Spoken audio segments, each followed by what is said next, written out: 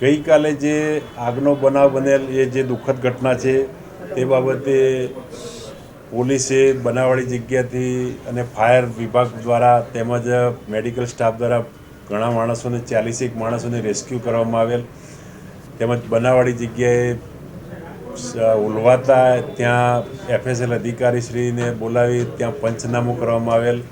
પંચનામામાં FSL અધિકારીશ્રી દ્વારા જણાવેલ મુદ્દામાલ કબજે કરી તેને FSLમાં પરીક્ષણથી મોકલી આપવા તજવીજ કરવામાં આવેલ છે.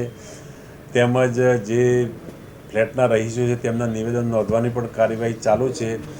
તેમજ ફાયર NOC બાબતે પણ એમની જોડેથી માગણી કરવામાં આવેલ છે. હજી સુધી કોઈ પ્રત્યુત્તર મળેલ નથી. તેમજ તે બાબતે કોર્પોરેશન પાસે પણ ફાયરની વિગતો માગવામાં આવેલ છે. જે 3 લોકોના મૃત્યુ થયા તેમાં એક સ્વિગીનો ડિલિવરી બોય હતો જેનું નામ અજયભાઈ ખીમજીભાઈ મકવાણા, જે રાજકોટનો રહેવાસી છે. તેમજ અન્ય 2 છે કલ્પેશ પીઠાભાઈ લેવા અને મયુરભાઈ વિનુભાઈ લેવા, જે બંને ઉનાના છે, ઉના તાલુકાના છે.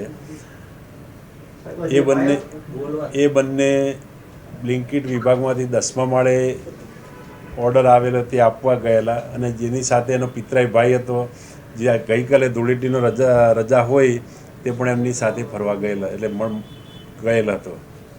મૃતદેહ 6ઠ્ઠા માળેથી મળી આવેલ 3 જણના અને એક ઈજાગ્રસ્ત બેન હતા કિરણ, એમનો પણ ત્યાંથી જ મળી આવેલ, જે ઈજાગ્રસ્ત બેન.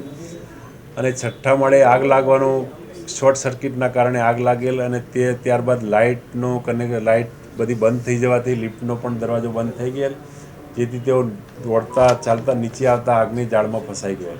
સાહેબ, આજે ફાયર NOC નથી તો પોલીસને 24 કલાક થઈ ગયા, ભાઈ કોર્પોરેશન હજી માહિતી નથી આપી? ના, હાલમાં એ ફાયર NOC બાબતે તપાસ ત્યાં ટીમ મોકલેલી જ છે. ફાયર NOCની માહિતી મેળવી અને કાર્યવાહી. માહિતી કન્ફર્મ છે, નથી NOC 2015 પછી કરાવેલું નથી તો આટલી 24 કલાક થોડી લાગે પોલીસને? ના, ગઈકાલે નહીં, આજે ગઈકાલે કચેરી બંધ હતી. આજે ફાયર બાબતની NOCનું કમ્પ્લીટ થઈ. આગ એટલે એમાં એમનો કાર્બન ડાયોક્સાઇડ એમને શું આગના હિસાબે કાર્બન ડાયોક્સાઇડ ગેસ ઉત્પન્ન થાય, એમને શ્વાસ નળીમાં જવાથી મૃત્યુ થાય.